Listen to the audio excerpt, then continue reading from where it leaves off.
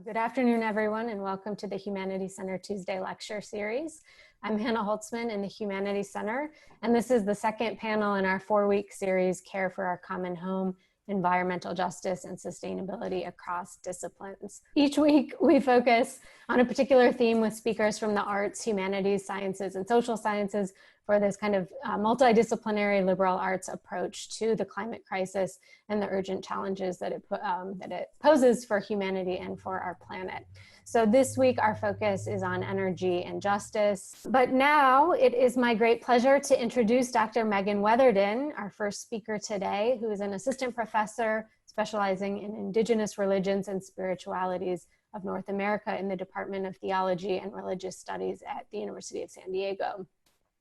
So her research focuses on how Indigenous spirituality informs and is incorporated into Indigenous activist movements. Over the past 5 years, she's been working collaboratively with Watmagustu First Nation on a research project about the journey of Nishiyu, a social movement in which a group of Cree youth walked 1,600 kilometers from Watmagustu, Quebec to Ottawa, Ontario during the winter of Idle No More to call attention to a variety of environmental and social issues confronting Indigenous nations. So I'm going to stop sharing my screen and turn it over to Dr. Weatherden for her talk today entitled Energized by Spirit, Indigenous Youth and Environmental Activism. Thank you so much for that kind introduction. It's great to be here with everyone. First, I want to thank the Humanities Center for hosting this seminar series, Care for Our Common Home. And secondly, I'd like to thank my colleague, Dr. Hannah Holtzman, for inviting me to sit on this panel with her today on energy. And for the conversations we had last year that inspired the framing for this paper today.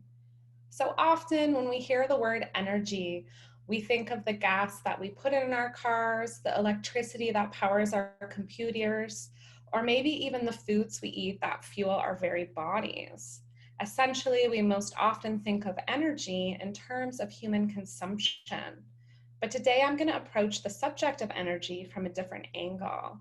I'm going to speak to you about the spiritual energy humans generate in the act of ceremony and how this type of energy can be harnessed and deployed in the service of social and environmental justice and decolonization.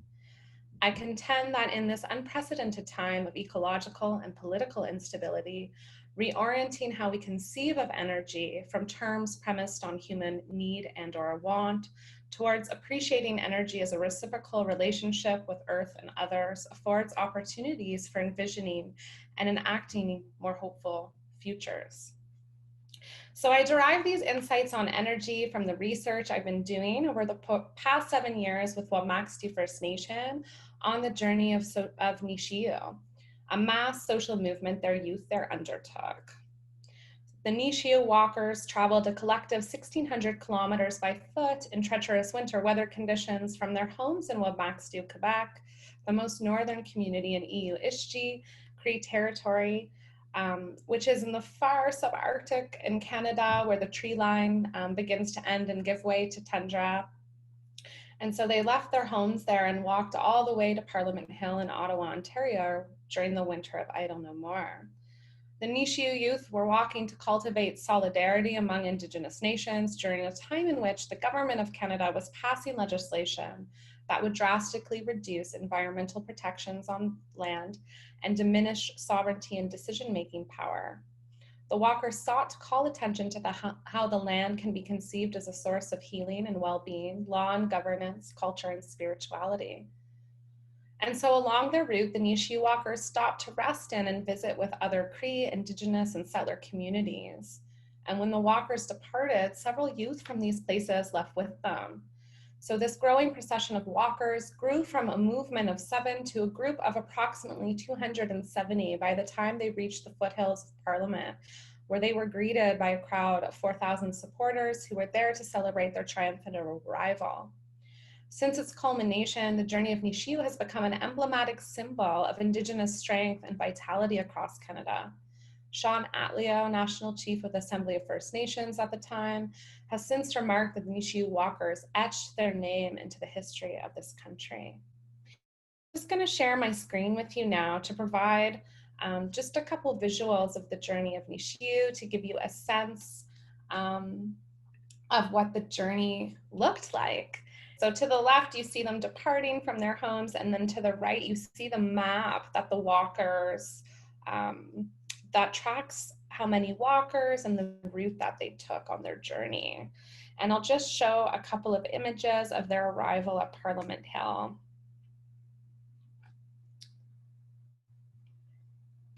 Okay.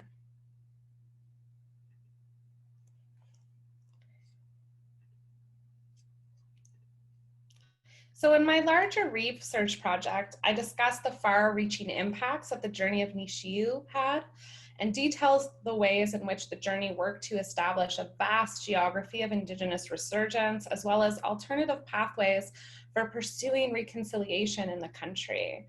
For the purposes of our discussion here today, however, I consider what energized the youth in their efforts to transform Canada's political landscape and to persist throughout such a long and arduous journey. So thinking with the stories I've been gifted from knowledge holders and ceremony keepers who offered their teachings and support to the Nishiu walkers throughout their journey, I suggest that coming together in ceremony was a means of generating, channeling, and exchanging the energy that fueled the personal and political transformations the journey of Nishiu engendered.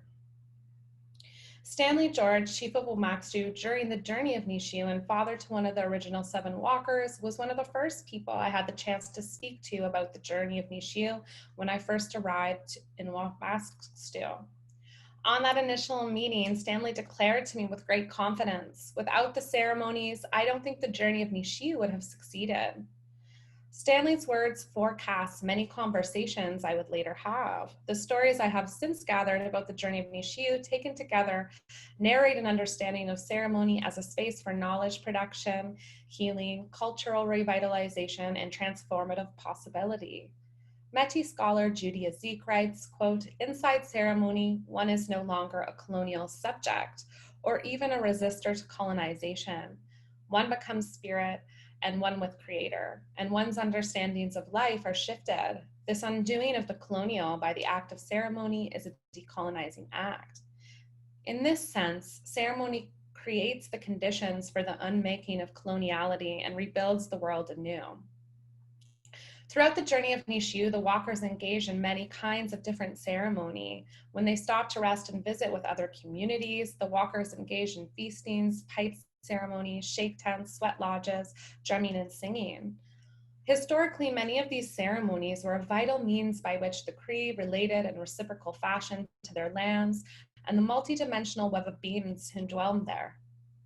Shake tents, for example, served as a spiritual mode of communication through which hunters could commune with their Mr. Bow or spirit helpers to seek assistance during the hunt or in difficult times. Drumming and singing were a way of pleasing and offering gratitude to the animals whom the Cree relied on for sustenance. Taken together, these ceremonies encouraged an awareness of humans' dependence upon and reciprocal relationship with the land. Publicly performing these ceremonies that were banned or discouraged in the past contributed to the political resurgence that the journey of Nishiu aimed to invigorate. These ceremonies helped to remind the walkers of their ancestral values, restored experiential connections to place, community, and revitalized connections to culture. Anthropologist Reinhold Meaghan has demonstrated how during the early colonial period in EU Ishchi, missions, medicine, and education acted together as complementary institutions of conversion that attempted to undermine Cree ceremonial practices. Meaghan writes, religious prohibitions centered on behavior seemed to compromise spiritual salvation, and medical prohibitions, isolated behavior seemed to compromise a biocentric conception of well-being. Cree ceremonial practices such as the drumming and shake tent ceremonies were disparaged or forbidden by missionaries, medical practitioners, and educators alike, sometimes one and the same person, because they were perceived as being incompatible with Christianity, irrational, or unhealthy.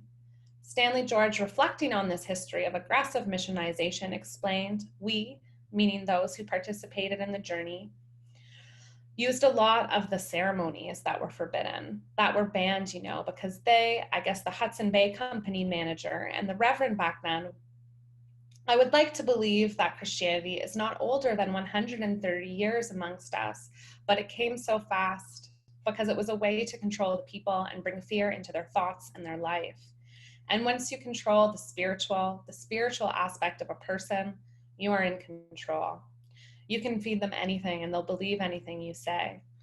So a lot of those ceremonies, they were done in a dark room or a secret place. And I personally believe that they were abandoned for 5 or 6 generations until they came back in the late 80s, early 90s in our area.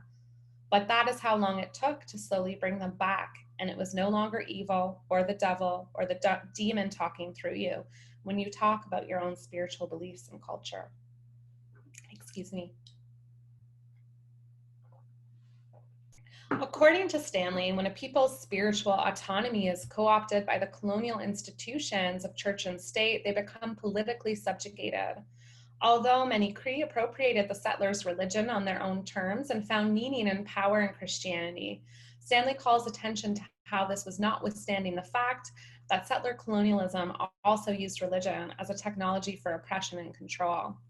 Given this long history in which missionaries, educators, and medical professionals police the Indian Act's outline of Cree ceremony, for the youth to publicly engage in ceremony throughout the journey of Nishu was important for celebrating cultural pride as well as asserting sovereignty.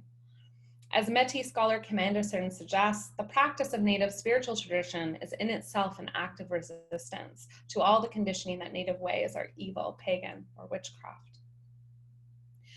Matthew Mukesh, former chief of Womakstu First Nation, former Grand Chief of the Cree Nation, and current Sundance Chief of Womakstu, served as spiritual elder to the Nishu walkers throughout their journey.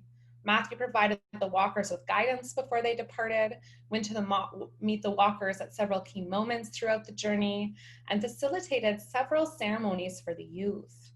When I asked Matthew about the important role ceremony played throughout the journey of Nishu, he explained the following. The ceremonies where they evolved over time because that knowledge and wisdom began since the beginning, and we're talking tens of thousands of years. So our ancestors knew. They had a reason for doing ceremonies because ceremonies are done when you have a question no one can answer, when you have a question no human being can answer. Then you go inward. You contact the energy in the heart, and that is where you get the information. When the walkers left, there was a ceremony that was done in Chisasibi. We did the ceremony for them to give them guidance, because at that point they were saying, should we continue? Is this really what we are supposed to be doing? And they were told, you must. You have to try to reach your destination. Matthew grounds the practice of ceremony in a body of knowledge that dates to the beginning of time, but that is constantly evolving. He explains how ceremony is a way of acquiring deep spiritual knowledge that would otherwise be inaccessible, a way of generating meaning. Without entering into much detail, he explains how the youth invoke ceremony because they did not know whether to continue, but were told to keep moving forward. Through the work of ceremony, then, the journey of Nishu is transformed into a sacred duty, and this motivated the youth to keep going. Likewise, Stanley George describes ceremony as a means of accessing an experiential domain of knowledge that would otherwise be inaccessible, when he explained that as the youth journeyed further south and encountered further trials and tribulations, they got a lot of their answers through ceremony. Stanley explained, they got their guidance from using the ceremonies, and without the ceremonies, that strength that binded them as brothers and sisters would have scattered. That's what's held it together. Whenever you hear a drum, everywhere they sang, you got connected. You could feel it here. And they talked, and that's how a lot of their elders opened up and they said, it's time. Let's go back. We're losing our identity. We are losing our culture. Why are you ashamed of it? Matthew and Stanley's comments call attention to several important insights regarding the role these ceremonies played throughout the journey. They each explain how the youth sought direction and got answers through ceremony.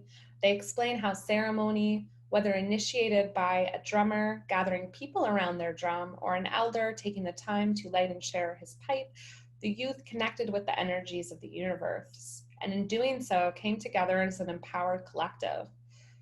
Ceremonies bound the walkers in shared vision and common purpose. And as Stanley reiterates, engaging openly in the ceremonies restored a strong sense of cultural pride. Cree scholar Janice Allison Mukesh explains that ceremonies are crucial to Indigenous self-determination, as they serve as the spiritual centers that offer the intellectual space necessary for Indigenous peoples to, quote, find refuge, solace, to think, experience, live, and practice ways of living that reflect those of our ancestors. According to this logic, those walkers who engage in these kinds of ceremonies throughout the journey were given opportunity to creatively re-envision and reconstruct their worlds within a spiritual space based on their own cultural values and knowledge systems. Not only did ceremony provide a means of recuperating ancestral ethics, values, and knowledges, but significantly, ceremony called forth and allowed the youth to connect with their ancestors. Roger Orr, a community member from Chisasibi and one of the roadrunners throughout the journey of Nishiu, explained to me how these gatherings and feasts held throughout the journey not only brought elders, youth, and individuals from various communities together, but were profound acts of reciprocity that brought forth the ancestors. As Orr explains, these types of things that happen, the feastings, the gatherings, and celebrations, it's a ceremony in itself, because they're a time to share with our ancestors joy and happiness. They come and dance with us and celebrate, and that is why you acknowledge the welcoming, the happiness through these feasts, these dances and ceremonies. And it is very important to also have these types of prayers of thanks and offering, because it makes them happy to see the people. Roger's discussion of the spiritual and social significance of these gatherings and feasts that were organized in the Cree communities throughout the journey show how the ancestors are not just remembered by the Cree, but are viewed as an active spiritual presence in their lives. This presence was felt by the youth. David Kwapet, the young man responsible for initiating the journey of Nishiu, shared that while walking the land and being together in ceremony established a feeling of co-presence with the spirits of his ancestors. He described the following: there were times when we were on the journey that people would be seen like an apparition of sorts, or that people would see something in their dreams a lot, and it was occurring more and more as people joined. The spirit was there to take care of us, make sure we're okay walking. Just being there emotionally was tiring for everybody, but also very renewing. So that spirit kind of helped guide us. David went on to explain how as the Nishi walkers grew in numbers, the spirit was strengthened, appearing with more frequency and potency. He explained how feeling this energy from his ancestors strengthened his sense of self-determination. In this brief presentation, I've attempted to call attention to the ways in which the practice of ceremony shatters coloniality by providing Indigenous communities with opportunities for revitalizing culture, reconnecting with the energies of earth and ancestors, and rebuilding modes of relationality premised on reciprocity and interconnection rather than domination. The Nishiu youth are not alone in invoking ceremony to reconfigure their social and political realities. Within the realm of Indigenous activism, exercises in spirituality have been a galvanizing force. As demonstrated by the Idle No More movement, Standing Rock protests to the North Dakota pipeline, and Native Hawaiian resistance to telescope construction on Mauna Kea, ceremony is playing a fundamental role in shaping the contours of Indigenous activism. Perhaps this is because for many Indigenous activists and thinkers, pursuing decolonization is just as much a metaphysical concern as a political pursuit, because changing the way individuals perceive and value themselves and the world around them is necessary for social, political, and economic and environmental reform. Or as Mohawk scholar Gerald Tayake Alfred argues, spiritual transformation channeled into political action and social movement is the right medicine. Thank you very much. Thank you so much, Dr. Weatherden, for such a wonderful, interesting presentation on the journey of Nishiu and thinking about energy kind of not just as this resource to be consumed, but something that humans generate and can deploy in interesting ways. I'm really interested in continuing this conversation toward the end of our panel today in the Q&A, but thank you again. So by way of reintroduction, I'll just briefly introduce myself here. So as I mentioned, I'm Hannah Holtzman, the Keck postdoctoral fellow in critical technology in the Humanities Center here at the University of San Diego. I study global cinema and mediations of technology and the environment. And this talk is coming sort of in part from my current research project on nuclear cinema, as well as a course that I'm teaching this semester on nuclear cinema in the departments of art, architecture, and art history and communication studies. So also this talk is sort of building on something that we talked about last week. We heard a talk about nuclear energy as a possible way to address carbon emissions and climate change. And today I'm proposing that we sort of look more deeply into the risks of nuclear energy and consider this problem not only as one of science and technology, as this sort of technology that we just need to perfect, but also really as a cultural and ethical concern. So is this the path that we want to go down? Is nuclear energy the best option? What does it mean for us, and what does it mean for future generations?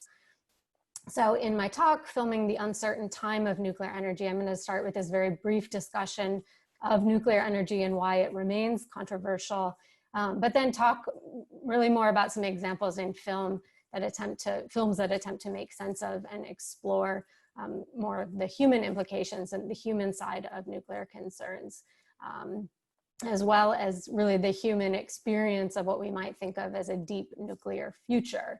So this radiological legacy that we're leaving for thousands of generations to come. So in a sense, talking about environmental justice, but also multi-generational environmental justice, as much of these concerns around the climate crisis are touching on. So as we think about energy transition, moving away from fossil fuels, nuclear energy seems like a very easy, obvious solution. It's something we already have. Nuclear power produces more energy with quantitatively less waste than fossil fuels. And as some in the industry have claimed in the past, it is too cheap to meter. But all of these claims, of course, come with caveats, which are often overlooked or dismissed. So I'll just kind of briefly go over some of those. So first, while we already have nuclear reactors, many of them, and especially in the United States, are aging and increasingly unsafe to operate or to relicense for an additional 20 or 40 years, as climate change creates hotter, drier, and more volatile conditions everywhere around the world.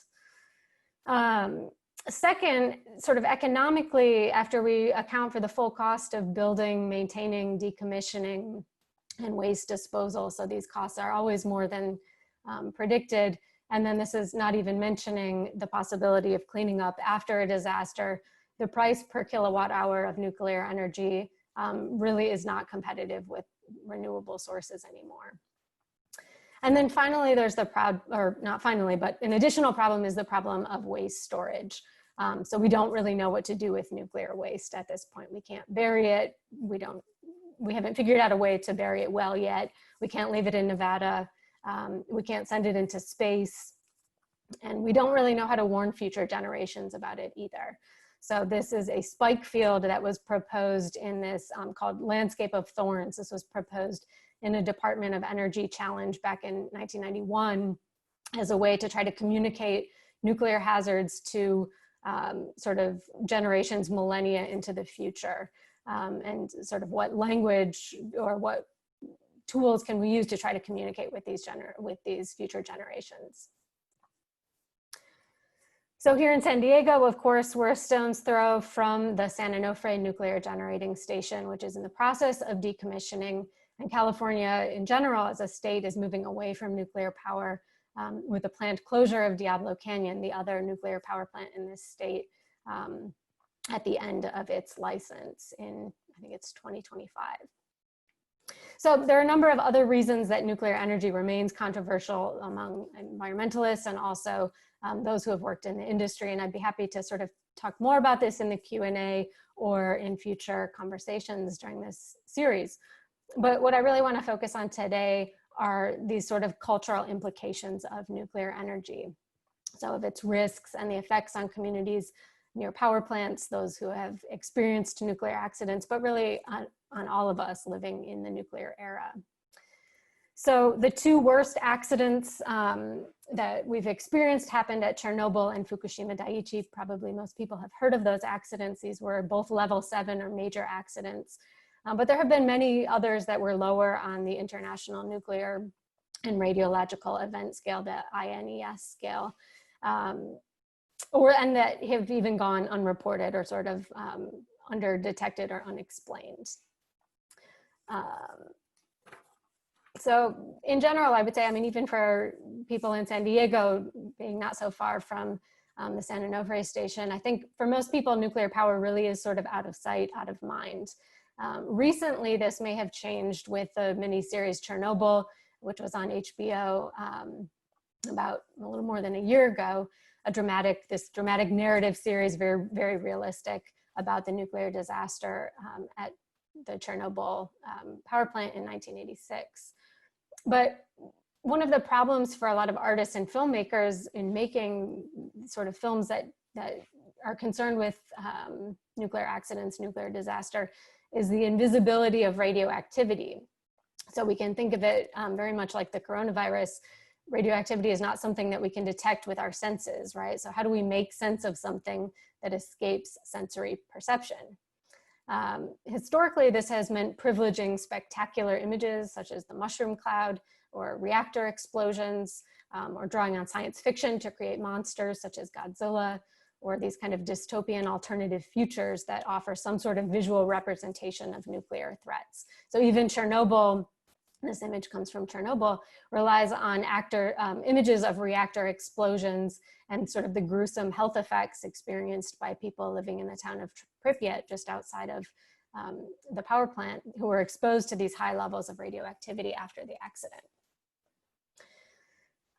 So in more recent film and media representations of the 2011 nuclear disaster at Fukushima Daiichi, Geiger counters have come to be used often to visualize radioactivity.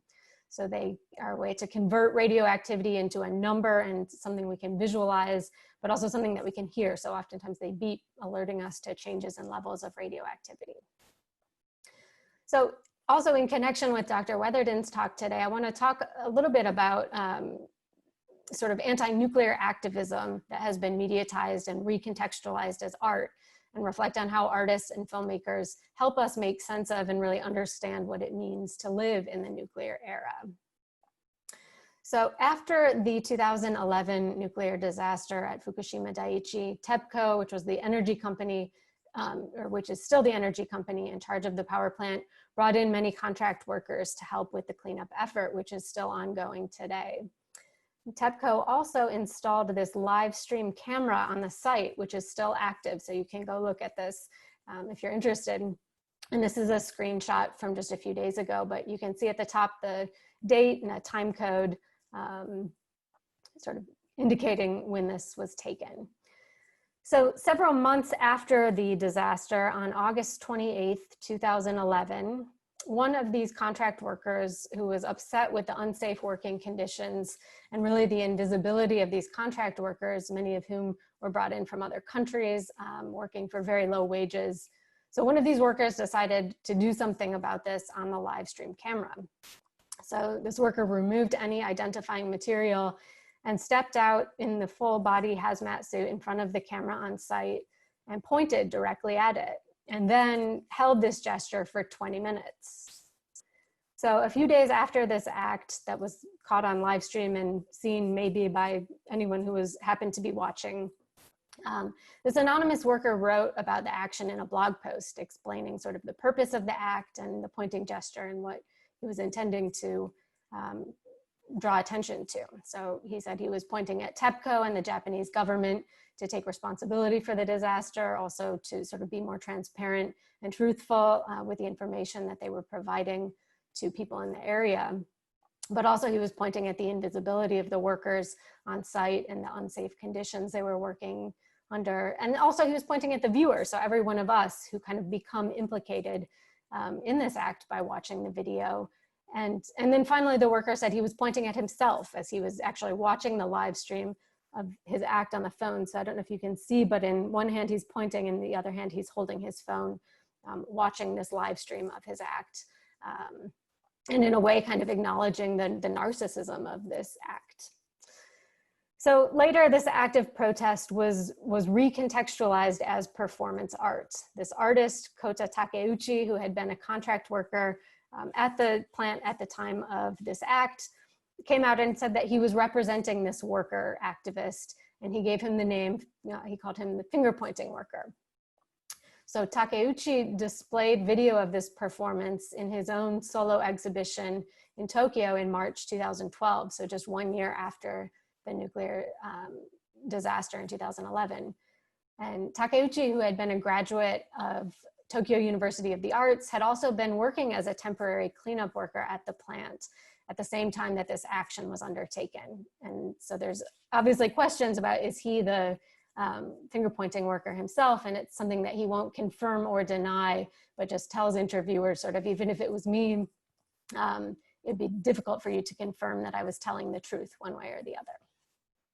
So, you know, we might think that this is sort of an artistically informed act, because this recalls another work of performance art, Vito Acconci's work Centers from 1971, where the artist is filmed pointing to an audience through a camera and holding this gesture again for 20 minutes, the same time that the worker at Fukushima Daiichi was holding the gesture.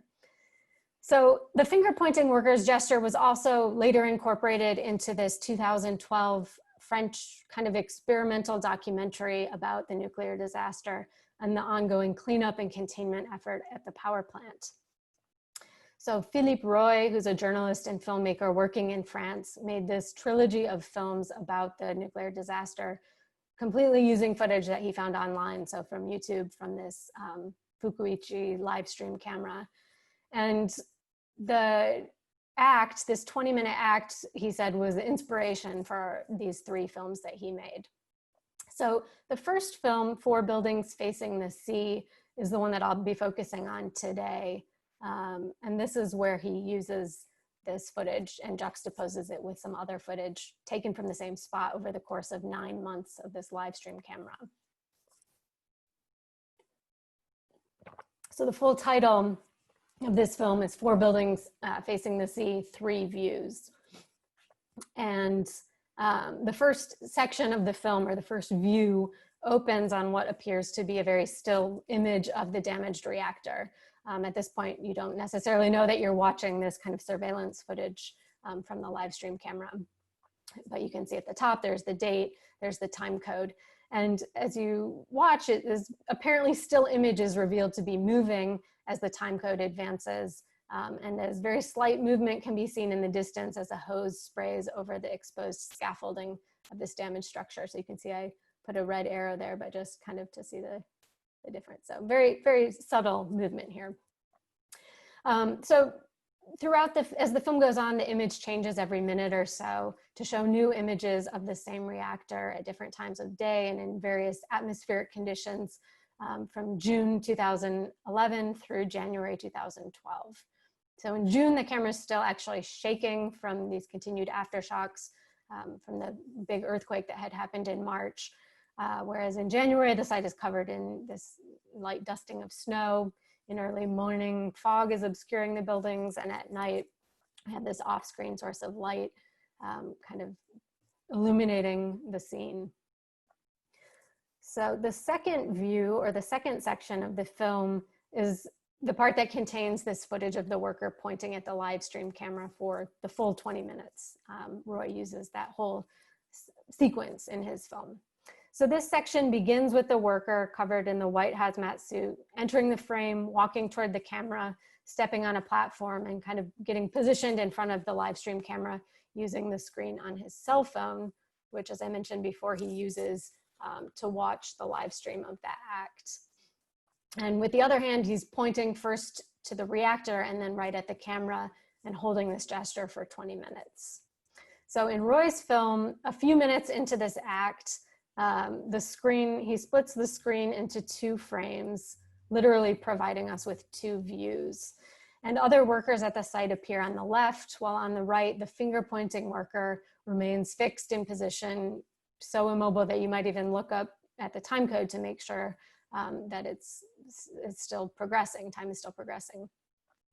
So on the left, other workers are moving kind of quickly through this highly radioactive area, underscoring sort of how dangerous it is and the duration of this pointing worker's act. The juxtaposition of footage also is drawing attention to the unchanging shot and fixing this moment in the present. So 20 minutes in this highly radioactive zone, for the viewer, you know, it starts to feel like an eternity. The shot is holding attention on the subject long enough for it to really become interesting. So if a worker is standing in front of a camera for 10 seconds or even 1 minute, it's probably not that remarkable. For 5 minutes, it starts to become interesting, but at 20 minutes, it becomes really quite striking. So at one point, the same footage of the worker is shown in both frames, and we can hear this beating sound that Roy adds to the footage, beating sound that kind of intensifies, creating this sense of urgency and a climax of sorts for this otherwise non-narrative film. It almost sounds like a heartbeat. Later in this section, there's a different worker who can also be distinguished by the yellow helmet versus the white, who appears in the left frame. And so this worker is also standing in front of the camera, but pointing in a different direction at something off screen and gesturing urgently. So kind of calling attention to the dangerous conditions at the plant. And again, underscoring the intentionality of the finger pointer's steady accusatory gesture at the camera.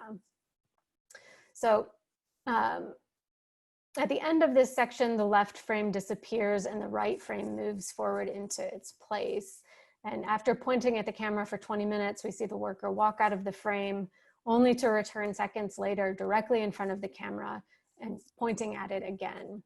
So in this closer framing, the worker's face, which is partially still obscured by the pointing hand, becomes almost visible through the mask. And after several seconds, he drops his hand and walks out of the frame. So in the third section of the film, we hear this voiceover narration from a 1985 TEPCO promotional material that describes the construction of the Fukushima Daiichi power plant and extols the economic benefits that it brings to the region. So adding this kind of historical lens through which to view the footage. So this section is entitled, "I Will Listen to the Rest of the Song in the Land of the Dead," suggesting this kind of ominous future in which we may have more clarity about the situation at Fukushima Daiichi, just as the filmmaker in 2012 can more clearly perceive this kind of naive arrogance and also irony of TEPCO's 1985 promotional film, saying sort of, you know, how wonderful this is going to be for the region. During this 10 minutes of narration that we hear in the third section of the film, we also see several kind of micro events occur, if you can call them that. So these are the events that I guess struck Roy as noteworthy to add to the film. So we see a raccoon wandering across the frame, a cat walking alongside the damaged reactor. Here you can see a fly that kind of crawls across the lens. While we hear in Japanese that the reactor building is constructed on sturdy ground or robust terrain. At the end of this section, the voiceover narration in Japanese concludes, "This new energy that has come into existence here will be a great energy. It will improve all of our lives." Then the narration stops and the film ends with this final 90-second micro event, kind of golden hour, beautiful light, breeze rippling through the vegetation, and this inchworm moving slowly across the lens.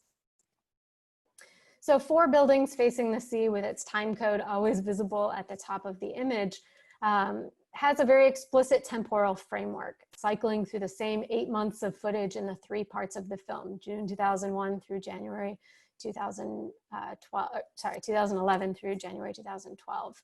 So Roy explains how this film, he's trying to sort of evoke different temporal strata.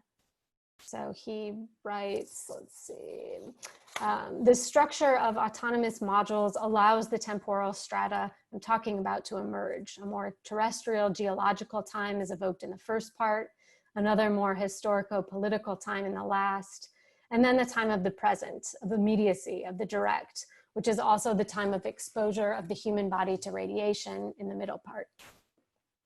So these long durations of seemingly static shots in Roy's film also offer us opportunities to reflect on the passage of time, on the very slow work of repair, and on this dispersal of radioactivity as wind blows through the overgrown vegetation and as unsuspecting wildlife move sort of at their own paces through the zone. So wildlife and atmospheric elements such as wind bridge what have officially been determined to be the contaminated and the safe spaces carrying radioactivity between them.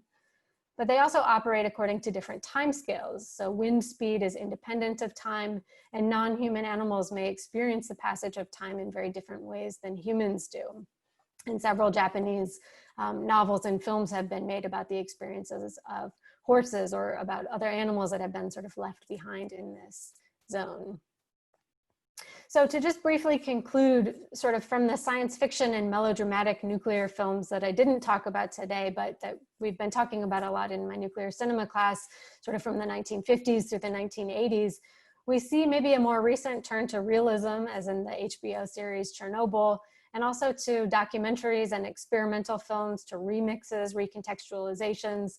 So everyone now has access to a camera or to the live stream.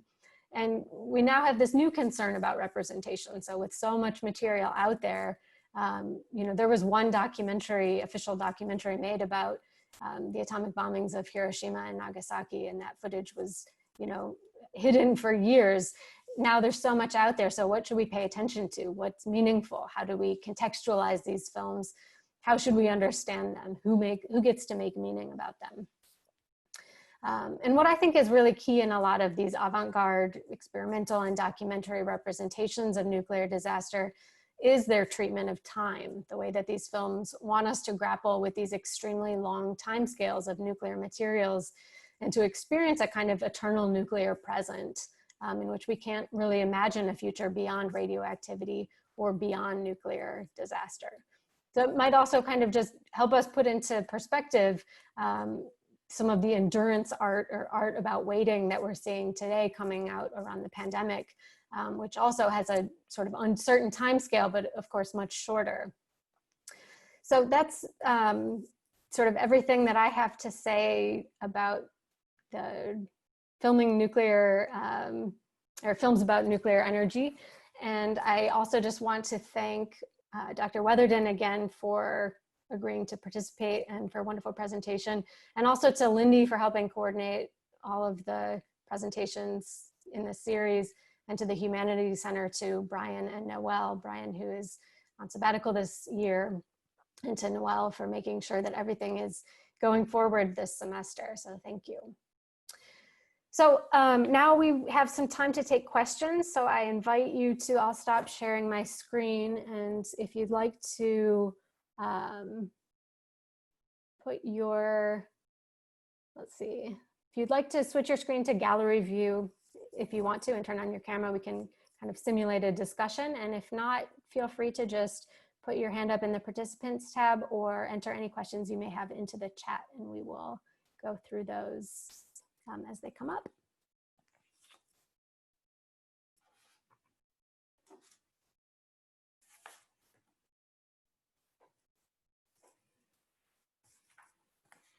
And maybe as we wait for some questions to come in, I will ask a question of Megan. So Megan, I was curious, I guess, to hear sort of more just about this, the winter of idle no more, if you could talk a bit more about that and sort of what that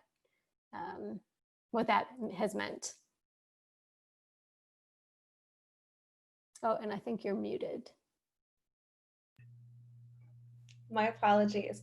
Thank you for the question. Yeah, so I guess idle no more is not as commonly talked about here in the US, but it was a massive social movement of Indigenous activism that went on during the winter of 2012 and 13 in Canada.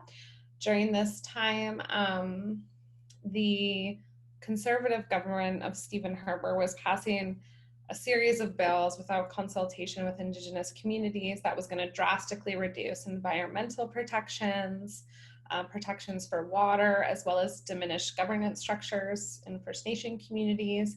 And so it was initiated with a hashtag, I don't know more. There were 4 women responsible, and they did a series of teach-ins, and then it just proliferated across the country. There were many different kinds of movements. There were marches, there were round dances, again, teach-ins, journeys, like the journey of Nishiu I spoke about.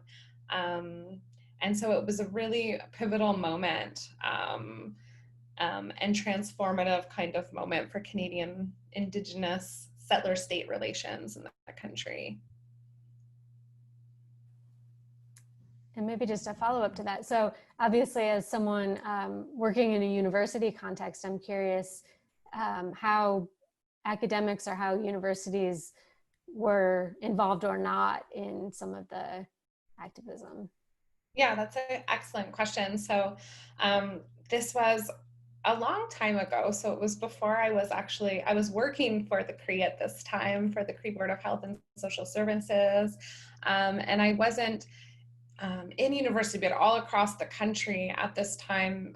Universities, it was really up to professors a lot of the time, but there were lots of teach-ins being held, similar to the hashtag scholar strike that just went on across Canada and the US to raise awareness of Black Lives Matter movement. And so you had lots of energy directed towards these teach-ins. You also had instructors doing interesting things like syllabus projects with their classes, where they get the classes to create and produce lists of resources and questions and sources that would help general Canadian public kind of work through some of the issues that the I Don't Know More movements sought to raise.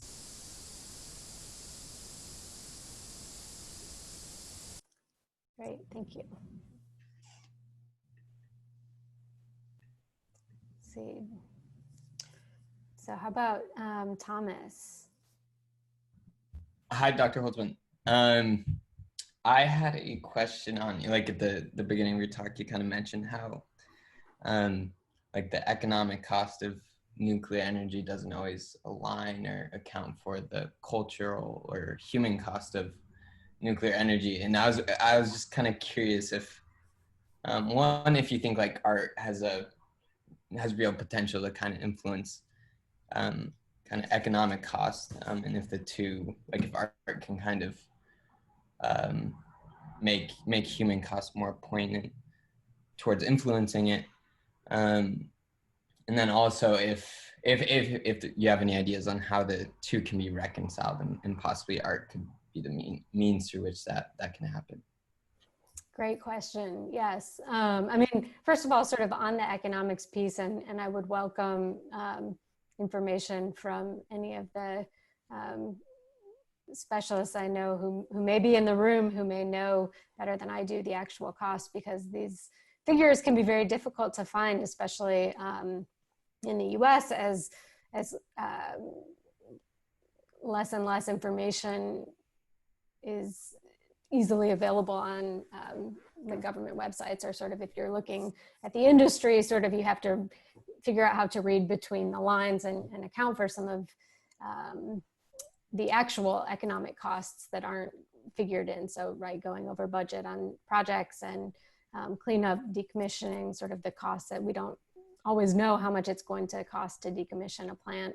And it usually costs a lot more and takes a lot longer than we necessarily expected. But yeah, just in terms of this question of like, should we always be making decisions based on economics, or is there some role that art may have, or philosophy, or sort of the humanities in general, right, to help us think about maybe the human costs aren't worth the cheap costs of nuclear energy.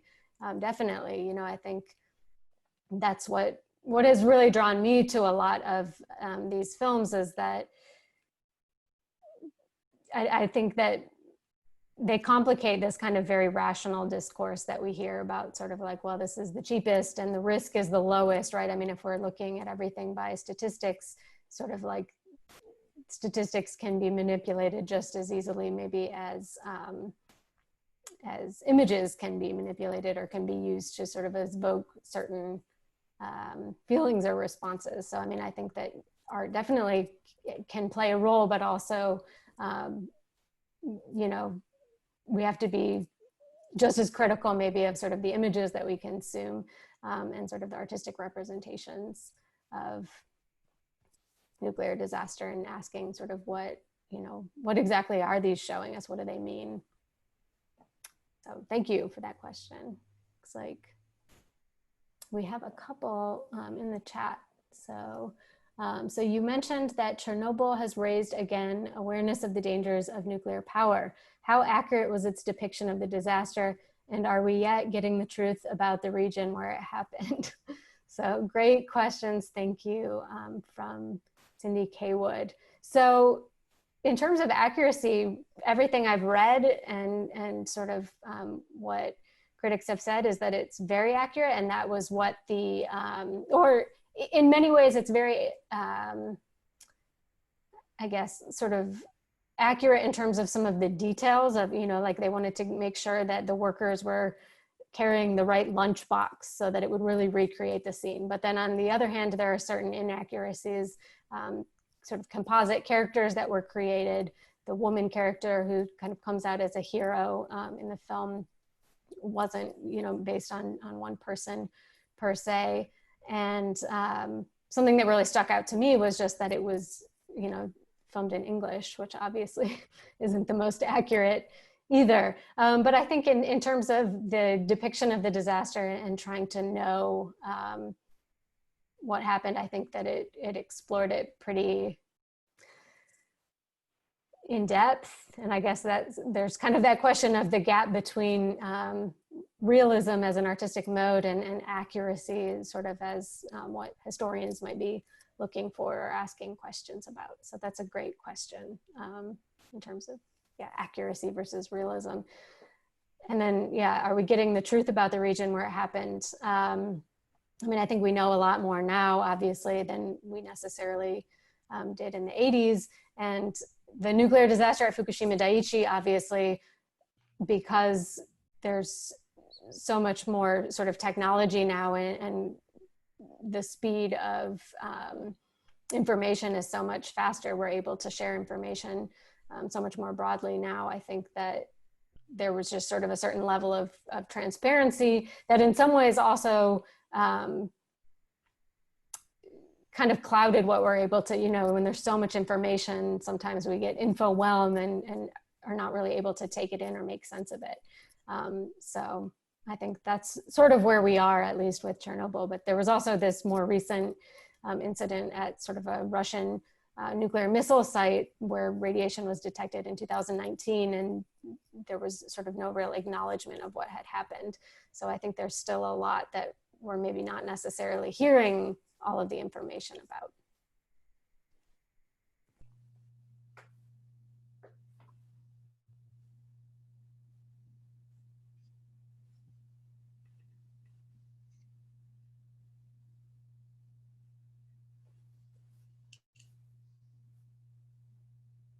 So Michelle Boudrias.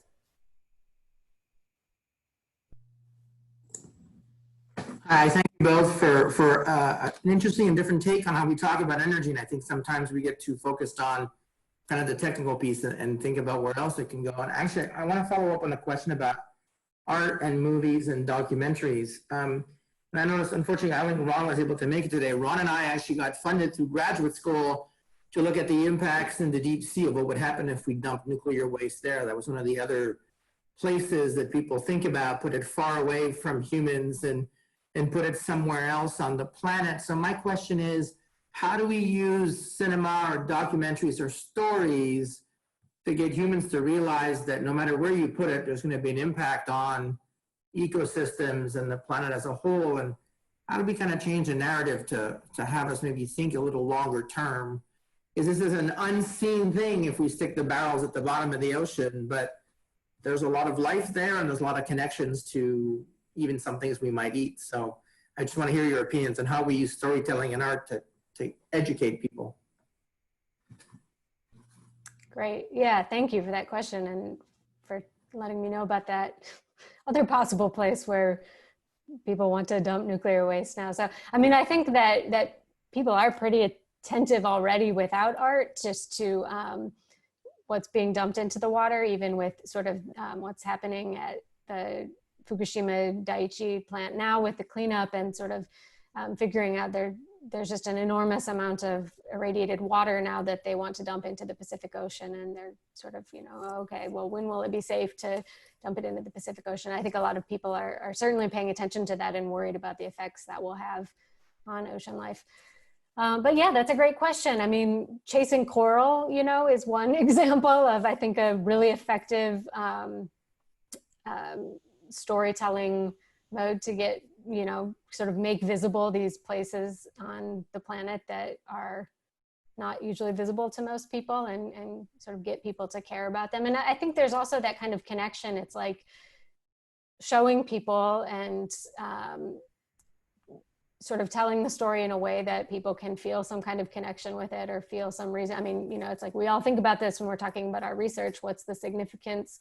Why should people care about this, right? So being able to kind of communicate that as well in the films. But of course, that's something that a documentary can do a bit more kind of pedantically than maybe a fiction or experimental film, which I think can, get us to think about and reflect on things in different ways as well. So like the finger pointing worker, right? I mean, it's like you're kind of marveling at this act and feeling really nervous for him. And then you start to think like, well, why are we creating situations where people are forced to, be in this kind of dangerous cleanup situation? And, I'm sure we can think of many similar situations in other industries as well. So thank you for that question. Thank you again to both to Lindy, to the Humanities Center. Thank you to Michel Boudrias for also helping to conceive of this series. And thank you all to attending.